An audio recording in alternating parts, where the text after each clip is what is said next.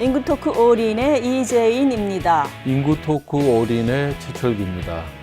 인구토크 올인은 매주 새로운 인구 이야기로 찾아뵙고 있는데요. 오늘 우리가 함께 이야기를 나눠볼 주제를 먼저 화면으로 만나보겠습니다.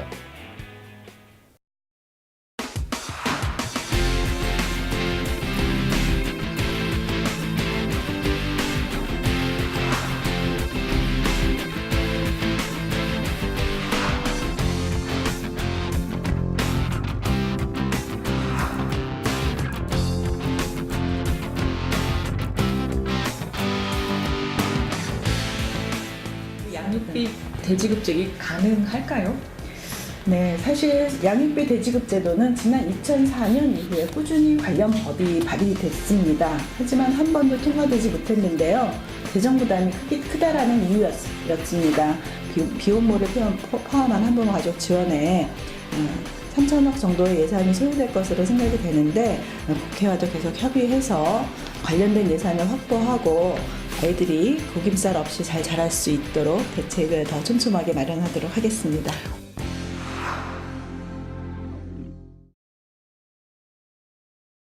네, 사실 우리 사회에서 미혼모는 그동안 많은 편견과 차별을 받아왔는데요. 짧은 시간에 21만 명이나 동참했다고 해서 좀 놀랐습니다. 네, 저도 그랬는데요. 많은 분들이 미혼모가 처한 사회적, 경제적 어려움에 대해 관심을 갖는 좋은 계기가 된 것 같습니다. 그래서 오늘 인구토크 올인에서는 우리 사회의 미혼 가정에 대해 한번 이야기 나눠보겠습니다. 그동안 우리 사회는 저출산 문제를 해결하기 위해 막대한 예산을 쏟아붓고 아이 많이 낳자, 출산율을 높여야 한다 하면서도 또 한편으론 결혼하지 않은 여성은 자신이 낳은 아이를 자기 손으로 키울 수 없는 사회 분위기였습니다. 많은 미혼모들이 여전히 입양이나 낙태를 권유받고 심지어 영아육이라는 극단적 선택으로 내몰려 왔습니다.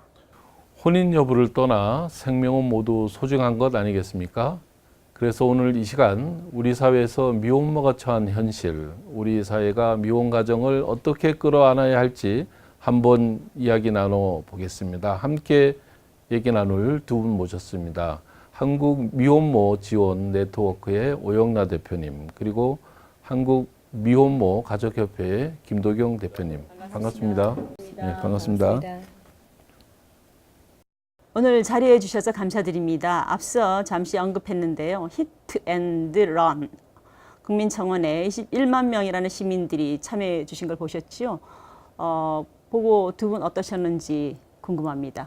네, 우선 양육비에 대해서 개인의 문제라고만 생각하지 않고 나라가 적극적으로 도와서 비양육자가 양육비를 책임질 수 있도록 하겠다는 정부의 의지라고 보고요. 굉장히 환영하는 바입니다.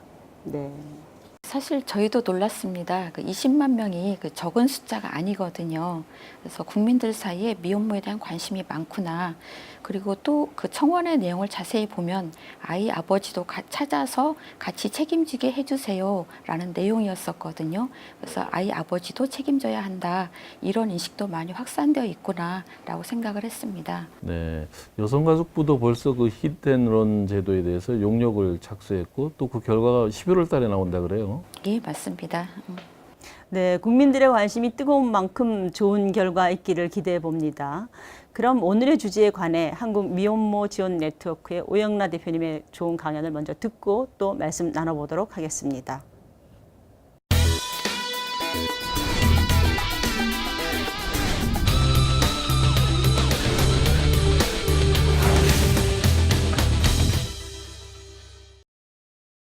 대한민국에서 미혼모로 살아간다는 것에 대해서 잠깐 말씀을 드리겠습니다.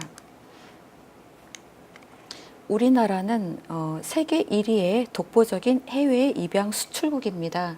지금까지 공식적인 통계로는 약 16만 5천 명, 전문가 추산으로는 약 20만 명의 우리나라의 아동이 해외로 입양이 됐다라고 보고 있습니다. 그런데 이 해외 입양인 중 90% 이상이 미혼모의 자녀였습니다. 왜 미혼모의 자녀들은 우리나라에서 엄마와 같이 살지 못하고 해외로 입양을 가야만 했을까요? 우리 사회에서 미혼모는 어떤 존재였을까요? 그 이야기를 드려보겠습니다. 처녀가 애를 베도 할 말이 있다, 이런 말을 합니다. 그러니까 이 말은 어떤 변명의 여지가 전혀 없을 때 반어법적으로 쓰는 말입니다. 그런데 미혼모는 굉장히 할 말이 많습니다. 그러니까 아이 아버지는 어디로 갔는지, 나는 아이를 키우기가 이렇게 힘들고 어려운데 어디에 도움을 청해야 하는지, 너무 할 말이 많은데 우리 사회는 지금까지 미혼모를 할 말이 없는 사람 또는 할 말을 하면은 안 되는 사람, 이렇게 바라보고 있었습니다. 미혼모가 아이를 키우게 되면은 아주 많은 어려움들이 생겨납니다. 저희는 사회적 편견과 경제적인 어려움이 있다, 이렇게 이야기를 합니다. 미혼모가 출산을 결심한 그 순간부터 아이 아버지하고 갈등 관계가 생기게 됩니다. 아이 아버지는 대부분 낙태를 많이 권합니다. 그리고 집안의 부모님과도 갈등 관계가 생기게 됩니다. 그리고 주변의 친구들도 이 출산의 결정을 별로 지지해주지 않습니다. 그래서 모든 인간관계가, 가까웠던 인간관계가 갈등 관계로 되면서 많은 어려움을 겪게 되고요. 직장에 다니고 있어도 직장에서 암묵적으로 좀 다니면 안 되는 분위기, 이런 분위기가 만들어지면서 직장도 그만두는 경우가 많습니다. 그래서 집에서도 나오게 되는 경우가 많고요. 그래서 당장 주거가 불안정하고 수입도 없고, 근데 여성이 임신과 출산의 시기에는 의료비나 비용이 필요하게 됩니다. 그래서 모아놓은 어떤 자금이 있어도 이렇게 쓰고 나면 또 남은 돈이 없고요. 이렇게 경제적인 어려움을 갖게 되고, 이래서 이것이 다 근데 사회적인 편견에서 관계가 어려워지고 직장도 다닐 수 없으면서 이런 상황이 이렇게 놓여지게 됩니다. 그래서 이것은 미혼모에게 위기 상황이 되고요. 이 미혼모의 위기 상황에서 도와주지 않으면 미혼모는 아이를 키울 수 없다라는 그런 결정을 하게 되고, 낙태라거나 아니면 입양, 아니면 아이를 출산했어도 어떤 영아 유기, 이런 극단적인 선택에 이르게 가는 경우가 많습니다. 우리가 흔히 근데 미혼모에 대해서 잘못 알고 있는 사실이 있습니다. 미혼모는 10대가 많을 거다라고 생각을 합니다. 근데 이 자료는 2016년도 통계청 자료이고 미혼모에 대한 통계로서는 거의 유일한 자료인데요. 20세 미만은 약 1.8% 정도이고요. 연령별 분포를 보면은 30대가 가장 많습니다. 그러니까 30대는 남녀 간의 교제를 하다가 아이가 생겼는데 이러저러한 사정으로 해서 결혼까지 가지 못한 그런 경우가 가장 많다는 것입니다. 그래서 나이가 30대이기 때문에 조금만 도와주면은 이 미혼모들은 충분히 아이를 키우고 잘 이렇게 살아나갈 수가 있습니다. 근데 이 시기만 도와주면 되는데 그 지원의 손길이 아직 많이 미치지 못하고 있는 것입니다. 저희가 여기서 간단하게 좀 영상을 하나 보여드리겠는데요. 그러니까 이 영상은 미혼모 가족이 여러 다양한 가족들과 함께 행복하게 살아가는 영상입니다. 그러니까 영상을 보시면은 중간에 아이들이 마치 보석처럼 빛나는 모습으로 나와 있는데, 이 보석 같은 아이들이 다른 다양한 가족과 살아가는 그런 영상입니다.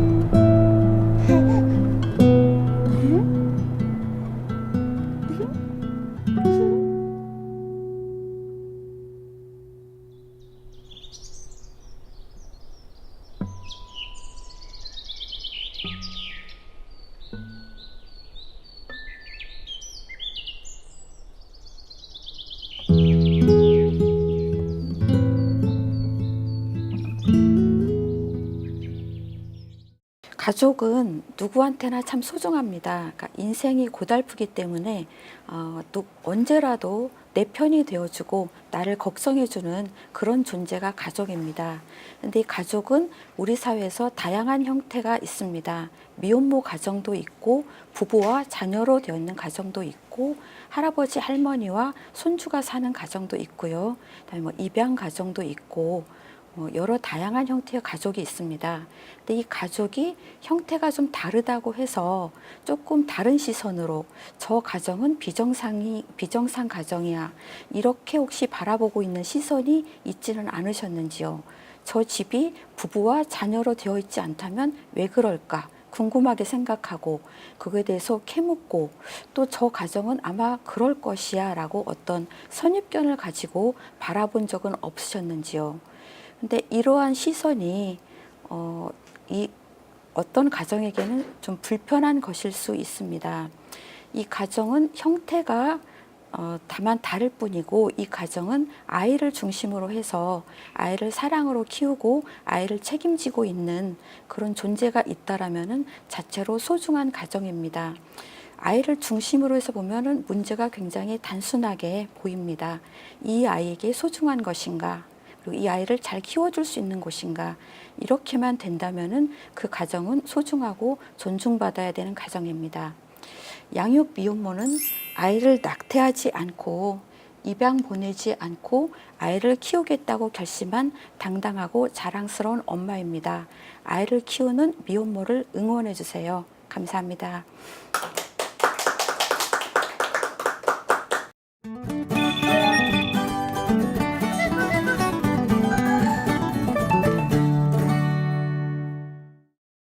네, 대표님 강의 잘 들었습니다. 감사합니다.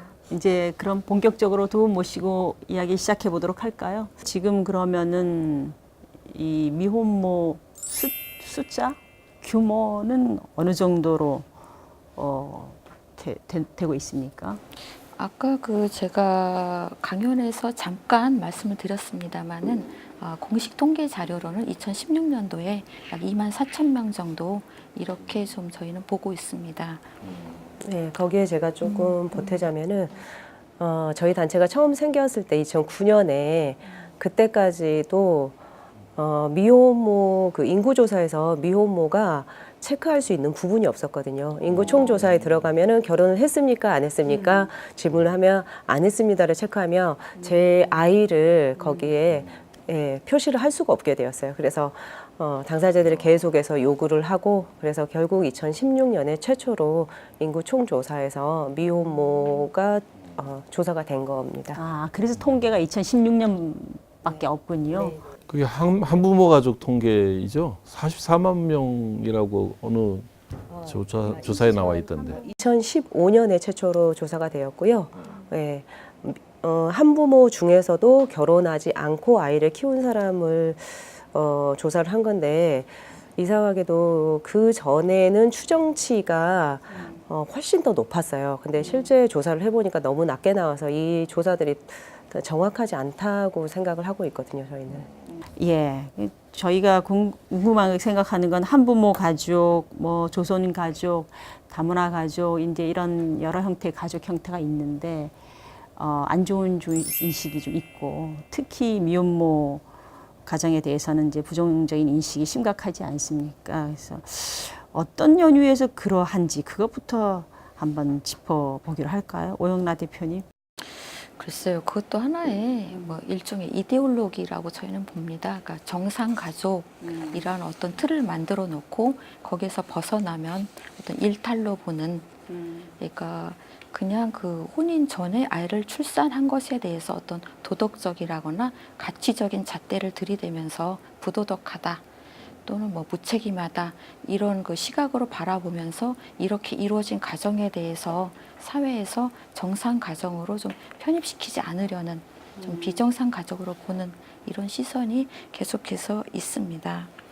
사실 유럽은 지금 나라에 따라서는 그 혼외 출산이 법률은 내 출산보다 더 높다고 알고 있는데요. 그래도 거기도 차별이 있을까요?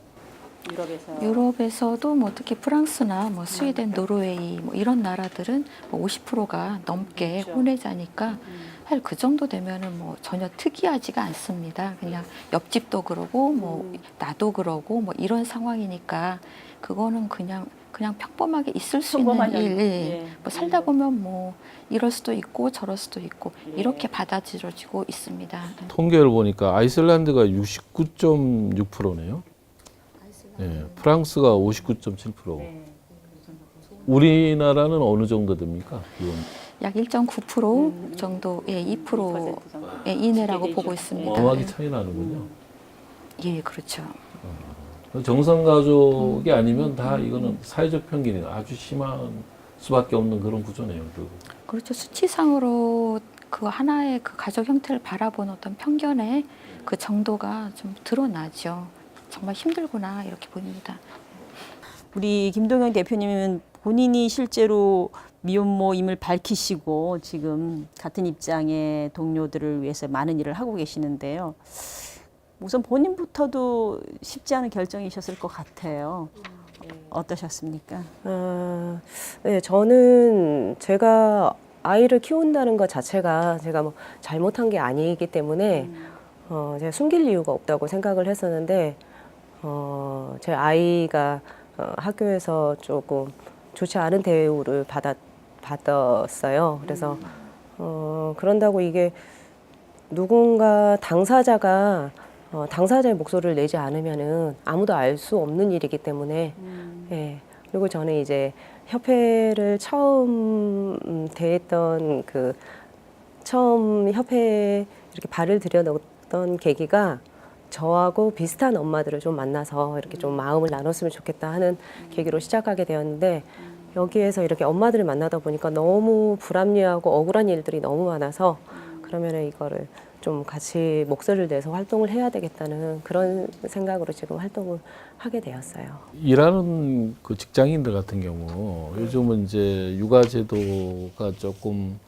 보편화돼 있다고 할까요? 지원제도 잘 돼 있어서 뭐 육아휴직이나 뭐 출산휴가나 이런 것들을 이제 많이 이제 권장하고 또 사회적으로 많이 사용한단 말이죠. 근데 미혼모 같은 경우는 그게 다 이렇게 해당이 되나요?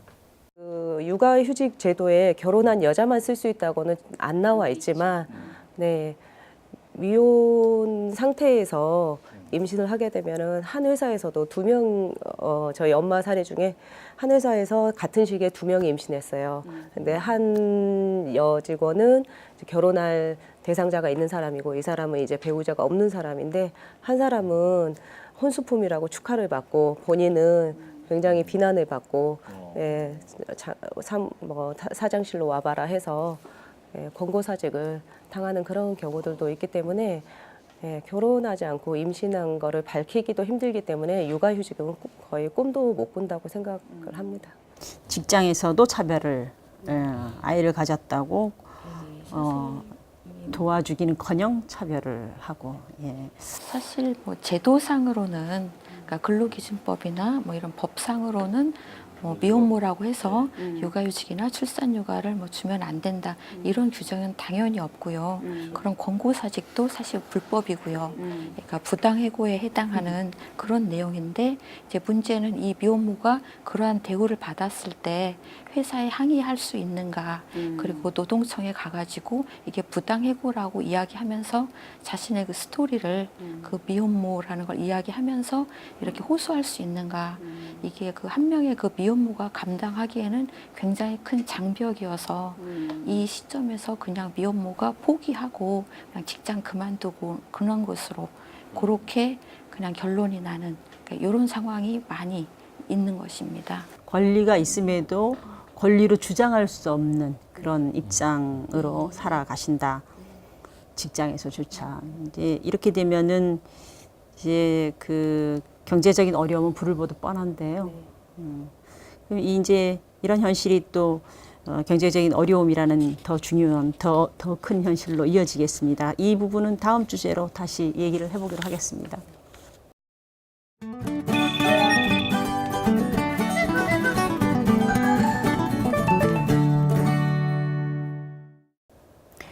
예, 그러면 이제 본격적으로 미흡하지만 우리나라도 뭐 미혼모를 대상으로 미혼 부모를 대상으로 하는 국가 지원이 있을 텐데요.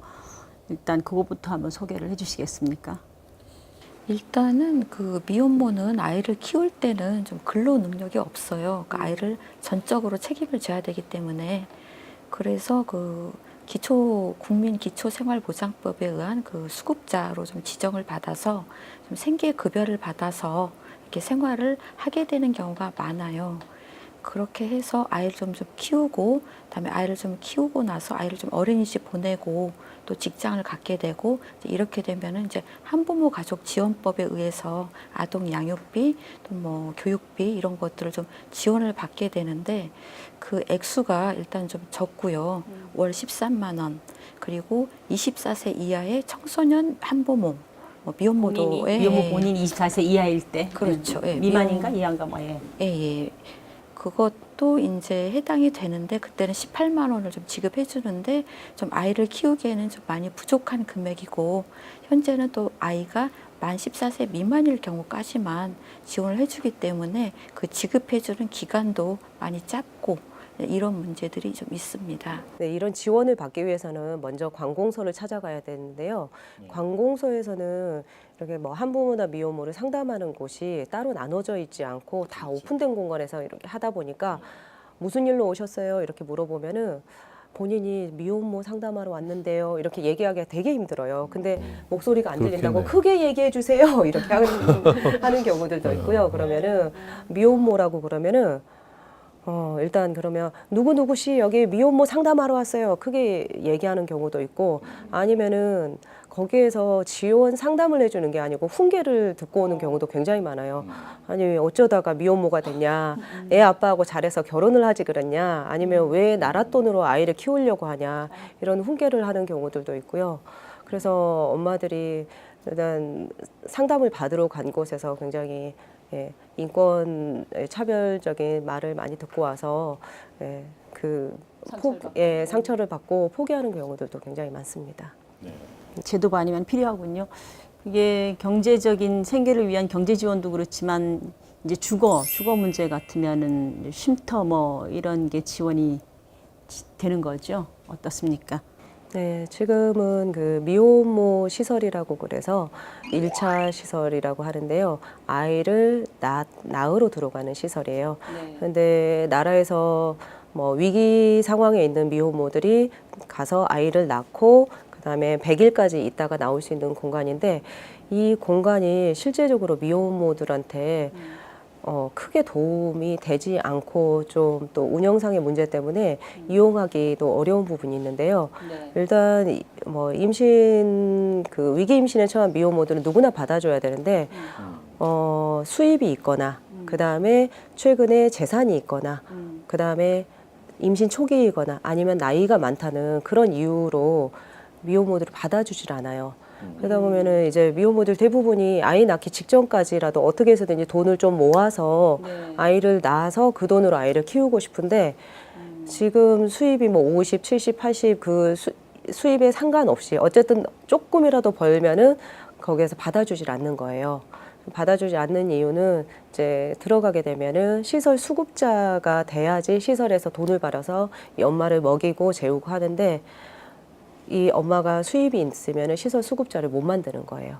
그래서 받아주지 않다 보니까 이 엄마들은 아이 낳기 전까지 일을 하고 싶으니까 시설에 들어가지 않는 거고, 네. 그 다음에 또 임신 초기에 또 오갈 곳이 없는데 시설 입장에서는 또 임신 초기부터 받게 되면 너무 오랫동안 엄마가 거기에 머물러 있는 경우나 그 다음에 또 임신 후반기나 아이를 낳은 엄마들하고 임신 초기의 엄마들하고 좀 뭐 트러블 이런 부분 때문에 운영상의 문제 때문에 또 받아주지 않기 때문에 이렇게 임신 초기에 오갈 곳이 없는 엄마들은 정말 돈이 있으면은 뭐 불뱀 낙태를 생각할 수도 있을 거고요.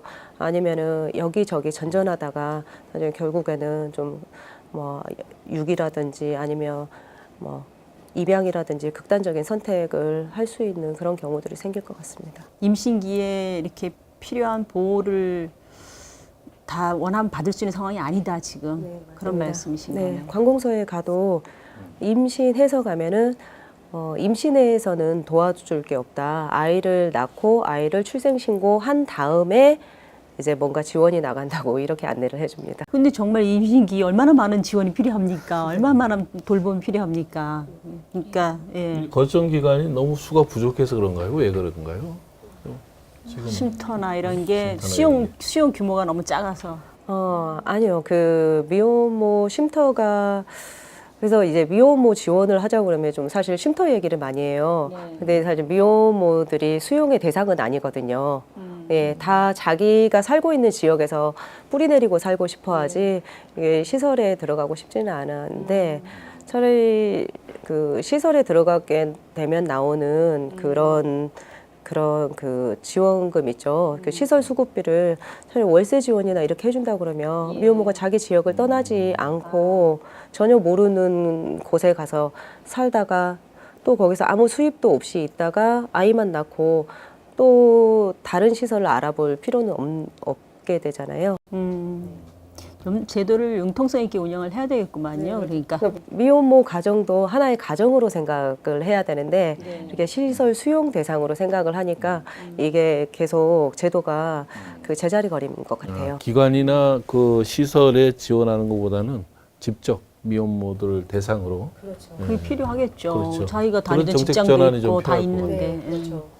그러니까 저희가 바라는 바는 저희는 좀 단기 쉼터는 필요할 수도 있다고 생각을 해요. 왜냐하면 좀 급한 사정, 집에서 갑자기 나오거나 좀 급하게 좀 머무를 곳이 필요한 단기 쉼터는 필요한데 여기에서 좀 자리를 잡고 좀 안정을 취하다가 좀 자기가 좀 거주할 수 있는 뭐 임대주택도 좋고 좀 이런 주거 공간을 구해서 좀 자립적으로 말씀하신 그 재가 형태로 해서 좀 지역사회와 같이 살아가면서 좀 자기 생활을 꾸려갈 수 있는 이런 형태로 지원을 해주면 좋겠다 좀 이렇게 생각해요. 그 쉼터가 뭐 1차 시설 쉼터도 있고 2차도 있고 뭐 그렇다는데 구분이 어떻게 되나요? 네, 1차가 아까 말씀드린 대로 임신해서 아이 낳고 100일까지 키울 수 있는 것이고요.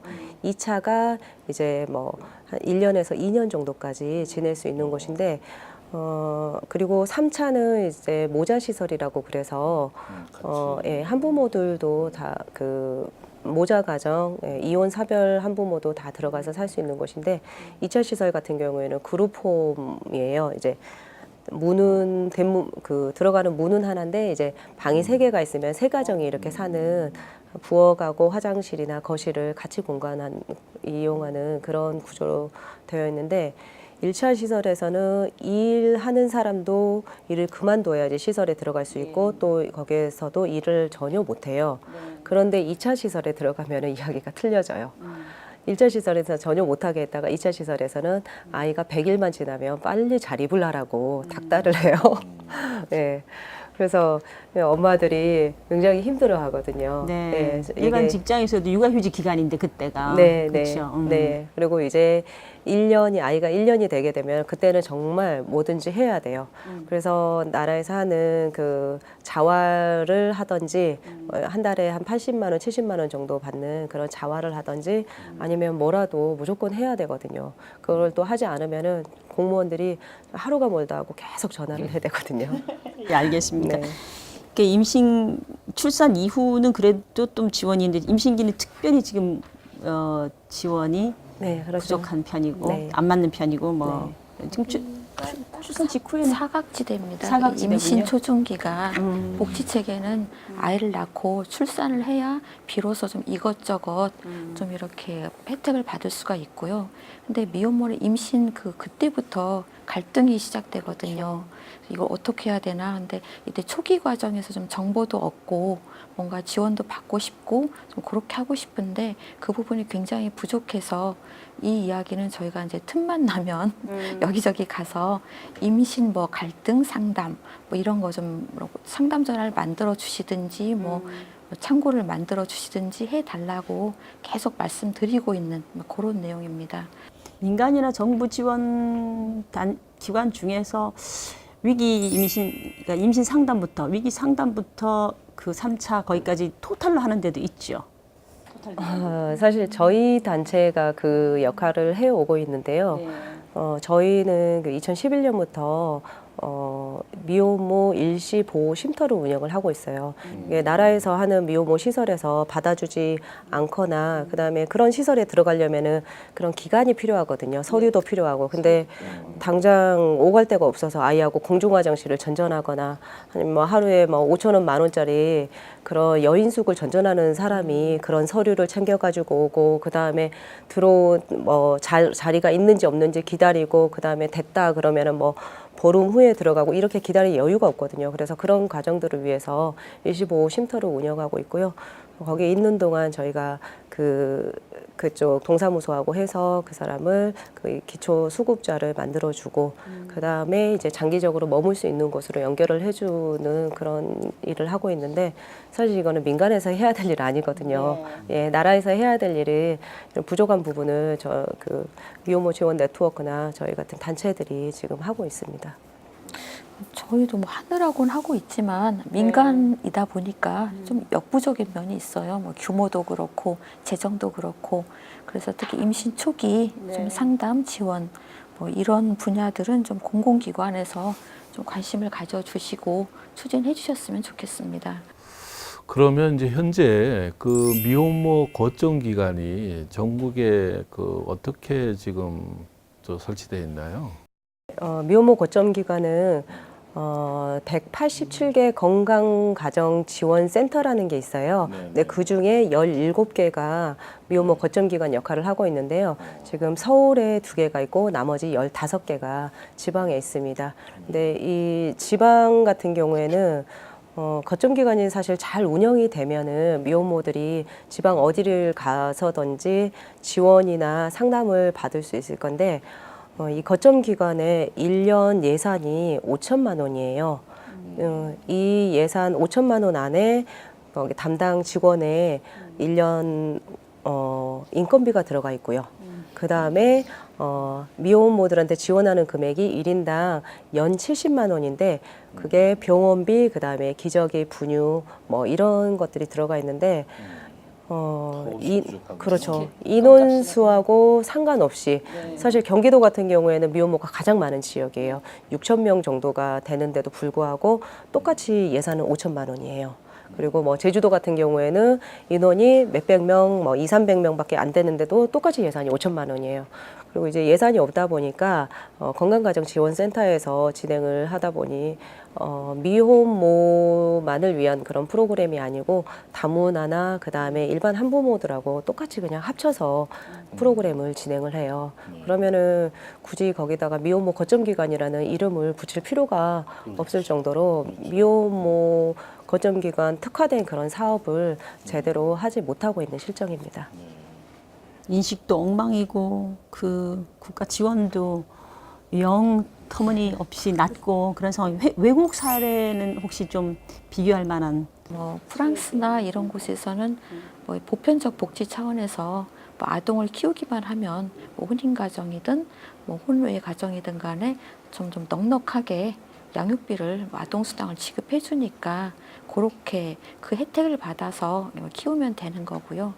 그다음에 그 히트앤드런 방지법처럼 이렇게 양육비 대지급제도 이런 식으로 운영하는 것도 있고, 뭐 미국처럼 아주 그 연방 정부에서 아주 열심히 양육비를 받아다가 이렇게 지급해 주는 것도 있고, 좀 다양한 형태로 이렇게 운영이 되고 있습니다. 그 미혼모와 자녀들이 건강한 삶을 살 수 있도록 그러니까 주거나 교육, 뭐 생계 그 다양한 지원이 필요할 것 같은데 그 중에서도 그 양육비 부분이 제일 중요한 부분 중에 하나일 것 같아요. 그래서 이 양육비를 어떻게 지원하느냐 하는 부분에 대해서는 이어서 이야기 나눠보도록 하겠습니다.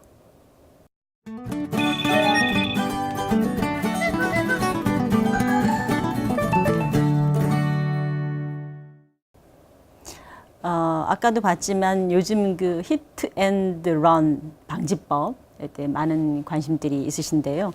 이걸 생소하게 생각하시는 시청자분들도 많으실 것 같아요. 좀 또 구체적으로 설명 부탁드릴까요? 일단 양육비부터 좀 말씀을 드리면 이 양육비가 부모가 아이를 같이 키우고 있으면은 그러니까 생기는 문제가 아니에요.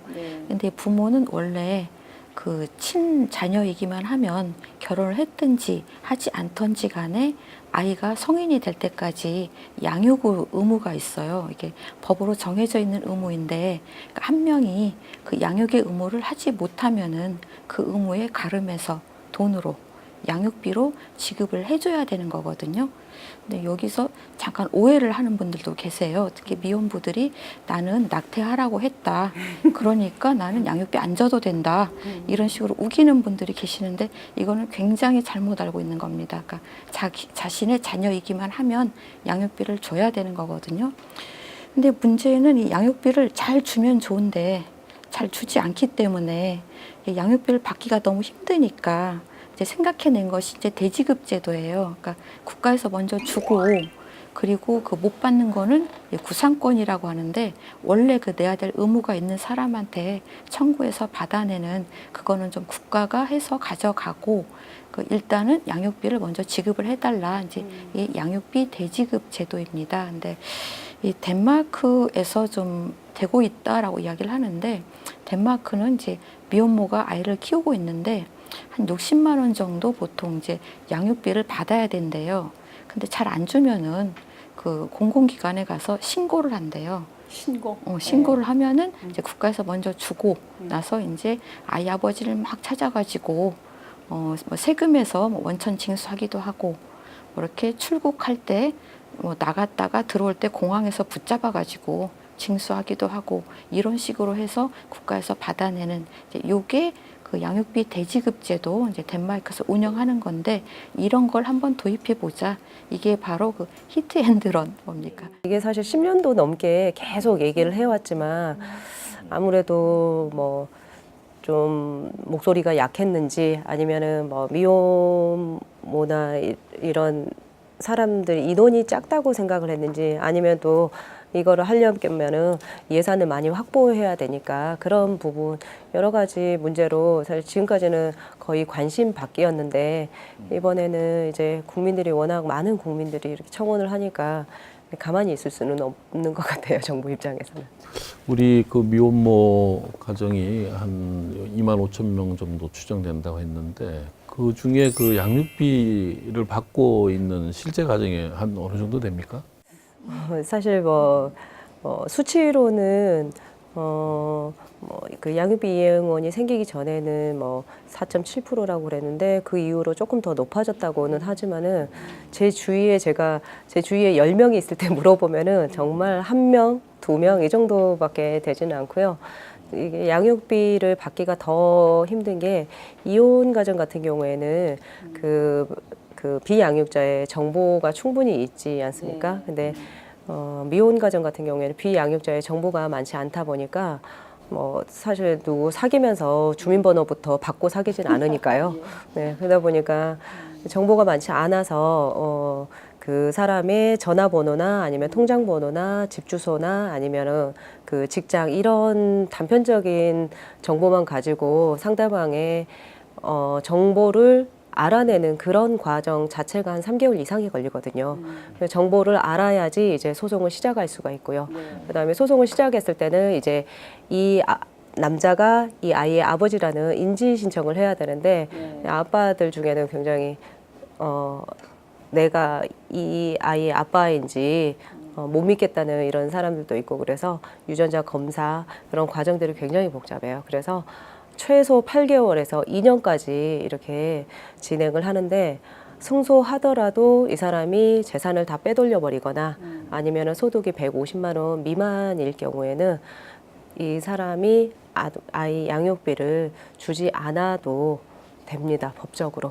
급여가 150만 원 이하면은 그 우리나라 그 민사집행법상에 그 150만 원 정도는 그 본인의 생계비로 봐서 그 이상의 압류할 수 없는 그렇게 좀 범위를 정해놨죠.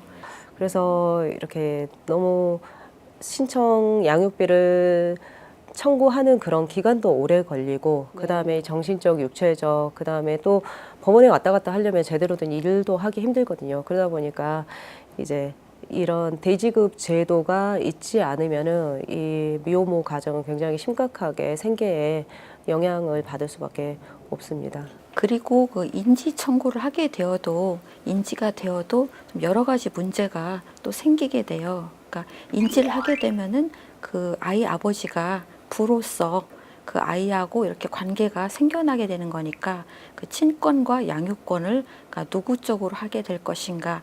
그래서 저희가 인지 청구를 할 때는 항상 친권자 및 양육자를 뭐로 지정해달라 이런 청구를 같이 하고 있고요. 또 우리나라는 그 자녀의 성은 아버지의 성을 따르는 것이 대원칙이기 때문에 그 인지가 확정이 되면은 별다른 말이 없으면은 그 아이의 성이 부의 성으로 이렇게 바뀌게 돼요. 그러니까 모의 성을 쓰고 있다 하더라도 좀 이런 점들이 있어서 부의 성을 그 쓰지 않는다, 모의 성으로 해달라라는 청구를 같이 병행해서 해야 되는. 그래서 인지 청구 한 번 할 때 이렇게 좀 따라오게 되는 여러 가지 법률적 문제들이 많이 좀 생겨나게 됩니다. 지금 양육비를 받더라도 문제가 있는 부분은요. 지금 소득이 148만 원 미만일 때 한부모 지원법에서 한 달에 13만 원 아동 양육비를 받고 있는데요. 만일에 내 소득이 120만 원이고 그 다음에 양육비를 30만 원만 더 받게 돼도 148만 원이 넘어가요. 그러면은 나라에서 받는 아동 양육비 13만 원을 못 받게 됩니다. 근데 애 아빠가 30만 원이라도 꾸준히 주면은 좋은데 그걸 안 주게 되면은 적은 돈이지만 나라에서 받고 있는 아동 양육비 자체도 못 받게 돼요. 그래서 이게 아동 양육비, 비양육자로 더 받는 아동 양육비가 수입으로 합산이 되는 게 지금 가장 큰 문제점이거든요. 이거는 수입이 아니고 아이 양육비인데 지금 이 문제 때문에 엄마들이 사실 소송하는 것도 힘들지만 이 애 아빠한테 꾸준히 받을 수 있을지 없을지도 모르는 것 때문에 얼마라도 되는 아동 양육비를 포기할 것인가 이런 문제점들도 있습니다. 지금 그런대로 양육비 그 대지급이 정착이 되면 한결 수월해지실 텐데 지금 양육비 대지급을 위한 기관 운영도 이제 초기 상태에 아직 있으니까 여러 가지로 개선할 점이 많죠. 제일 지금 그래도 빨리 자주 논의되는 게 어떤 걸까요? 양육비 이행 관련해서. 일단은 양육비 이행 관리원의 좀 권한이 너무 약해서 그러니까 가장 좀 중요한 것이 그 양육 의무자에 대한 정보에 대한 접근권 있는데 이것이 사실 지금 우리 사회에서 좀 개인정보 보호에 대한 또 인식은 높지 않습니까? 또 이것이 좀 다소 충돌하는 인권위원회 권고사항이니까. 예, 그런 점이 있어요. 근데 이것이 좀 얼마 전에 약간 이렇게 좀 변화가 있었던 것은 그 현재의 양육비 그 법률에서도 아주 긴급한 상황의 경우에는 한시적 양육비 긴급 지원이라고 해서 좀 일시적으로 좀 지원을 먼저 국가에서 해주고 그 의무자한테 구상을 하거든요. 구상해서 받아내는데 이 경우에는 그 개인 그 본인의 동의가 없어도 그 사람의 정보를 파악을 해서 그러니까 국가가 구상권을 행사할 때는 받아내게끔 이렇게 좀 개정이 된 부분이 있었고요. 근데 이거는 뭐 굉장히 부분적인 거니까 전반적인 정보에 대한 권한이 좀 약하고 그리고 강제 징수할 수 있는 권한이 있어야 되는데 그것이 좀 약하다 보니까 지금 상황은 그 사람이 재산이 없으면 그 다음은 어떻게 해볼 수가 없네. 그리고 뭐 감치를 좀 쓰기도 하지만 감치도 막상 제도의 운영에 있어서는 또 여러 가지 좀 부딪히는 점들이 있다 보니까 그다지 실효성이 높지는 못하고 좀 그렇게 좀 운영되고 있어서 좀 한계가 많이 있습니다. 그러면 양육비 대지급 제도 도입을 위해서는 어떠한 노력을 기울여야 할까요, 대표님? 뭐 다소 막연한 이야기일 수도 있지만 좀 양육비가 그냥 뭐 돈 빌려주고 못 받는 뭐 이런 수준의 문제가 아니라 이게 지급되지 않으면은 아동의 생존이 위태로울 수 있다. 좀 이런 인식과 공감대가 더 확산될 필요가 있습니다. 그러니까 예를 들면은 근로자 임금 채권은 체불 하고 그러면 형사 문제화까지 시키잖아요. 그거는 그 근로자와 그 가족의 생계에 아주 좀 중요한 거다. 이런 인식이 있기 때문이거든요. 그러니까 마찬가지로 양육비도 좀 그렇게 정말 가장 중요한 그 아동의 생계, 생존 이것과 직결되어 있는 문제다. 좀 이렇게 좀 마인드가 좀 확산되어야 합니다. 네, 오늘 벌써 이제 많은 얘기를 나눴는데요. 특히 우리 사회 미혼모 문제에 대해서 여러 가지 좋은 시간이었던 것 같습니다. 오늘 두 분 마지막 말씀으로 특별히 좀 하시고 싶은 말이나 마무리 말씀 있으면 부탁드리겠습니다.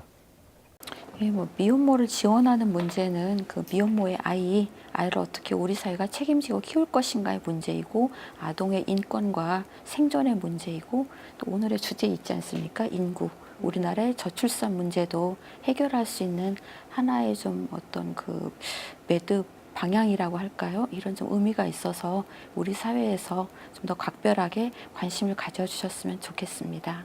정말 이 나라에서 태어난 아이의 인권과 그다음에 여성의 권리, 내가 낳은 아이를 내가 키울 수 있는 여성의 권리를 지켜줄 수 있는 차원에서 접근을 해서 이렇게 수많은 낙태나 입양 권유를 받고서도 이렇게 키우는 사람들이 미혼모잖아요.